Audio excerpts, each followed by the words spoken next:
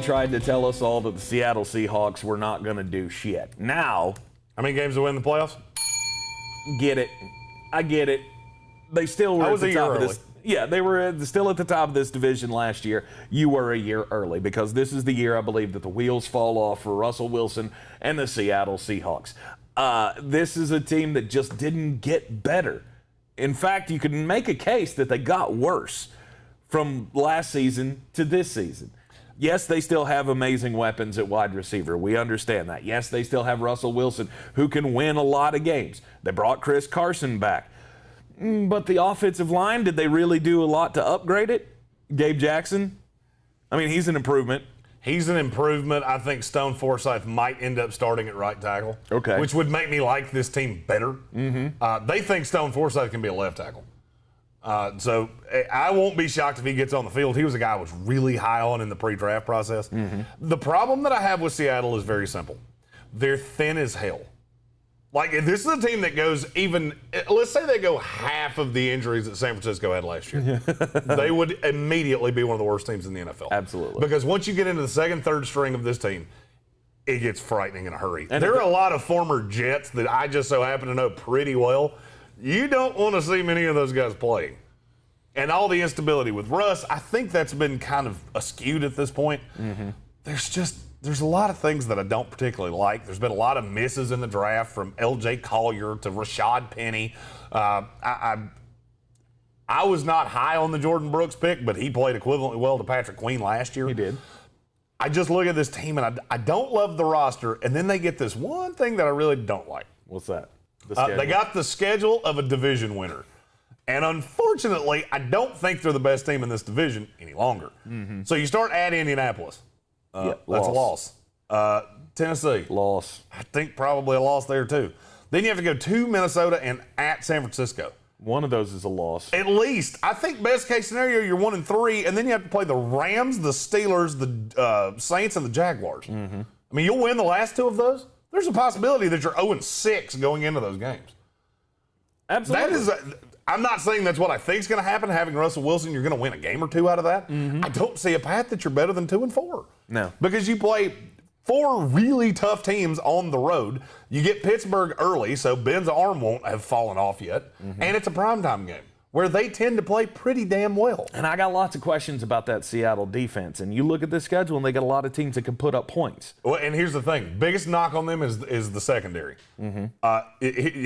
You have to play Carson Wentz, Ryan Tannehill, at Kirk Cousins, Jimmy Garoppolo, Trey Lance, Matt Stafford, Ben Roethlisberger, what the fuck ever they're going to do in New Orleans, Trevor Lawrence. Right. That's not even the side of it that scares me. After the bye, it's Aaron Rodgers, Kyler Murray, Ryan Fitzpatrick, the San Francisco situation. Mm-hmm. Most likely Deshaun Watson, Stafford, Justin Fields by that point, Jared Goff, Kyler Murray. Mm-hmm. That's a lot of quarterbacks that can sling the ball, and your biggest weakness is your secondary. Right. I don't see a whole lot of wins for the Seattle Seahawks here. My prediction, I've got them at 7-10, 6-11. You have them at 6-11. 6-11. You have them at 6-11, last in the NFC West, and not to rain down here, but your first-round pick is owed to my 2021 AFC champion New York Jets. Oh, now who's being a homer? No, we're not the AFC champions. However, I will say this. I'll say this, and I want this on record that I said this. Mm-hmm. Because my breakdown, I got them 6-11 too. I also have that pick in the top 10. Yeah. You remember when Seattle made this trade, and I said, "Nah, you're going to regret that you did that." Yep. Well, you have to pay the piper, and this is going to be the year, because I don't see how even the most rational fan cannot see how they have roster deficiencies that the other 3 teams in this division don't. Now, am I saying San Francisco could go through another injury-plagued year and wind up behind Seattle? Yes, that is in the realm of possibilities. I don't see any way you're better than the Rams. I don't see any way you're better than the Cardinals. And so long as San Francisco stays healthy, I don't see any way you're better than them. Yeah. And so this is the problem with paying for a guy like Jamal Adams. They treated it like that was the one problem they had. It's not. You had multiple roster issues. And when you start giving up first-round picks like that, it takes away your ability to add players and fix holes and fill needs. And that's where they're at. Do you not think they could have used that 23rd pick that the Jets used to trade up to get Ali Vera-Tucker? You don't think that would have added a player? Oh, yeah. Don't think they could use that 3rd rounder? Don't think that Bradley McDougall would have been fine as the safety? Because I do. And that's exactly what I said when you made this trade. I had watched years of Jamal Adams. He's a tremendous player. He was not great last year, and he wasn't on the field enough. So you take all the capital that you gave up, he has to be the best safety in the league. You have to re-sign him, and he knows that. This is the same problem the Jets had. We knew we were not one piece away. Now we traded you the headache because, yes, the player's great. He wants to get paid. And if you don't pay him, it's going to be one of the worst trades in NFL history.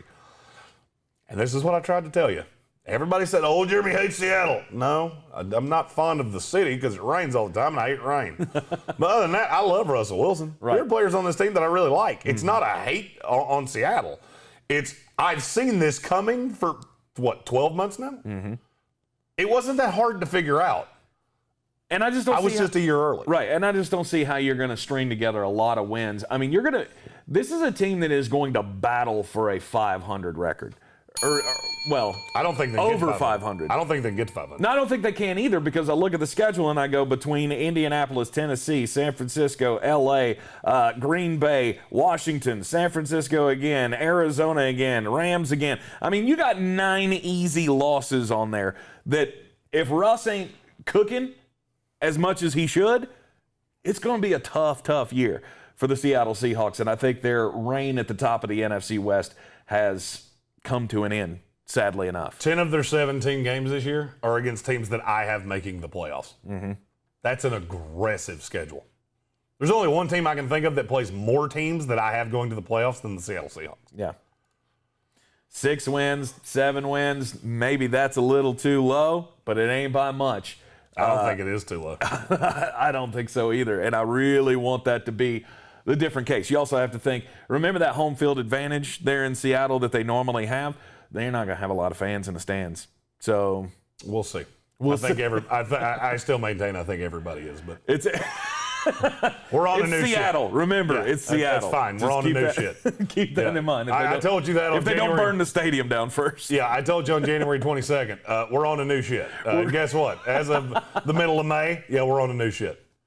Seattle Seahawks is going to be a tough year and the end of the Russell Wilson era, I believe, because they end up having a real bad season this year. Might as well just call it quits and trade him in the offseason. And get the draft capital that you lost to the Jets and rebuild the team. Absolutely. I'm afraid this could be Pete Carroll's last year, too.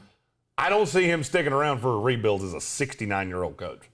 I'm Tate Spencer. He's Jeremy Greene, the 2021 win-loss projections for the Seattle Seahawks.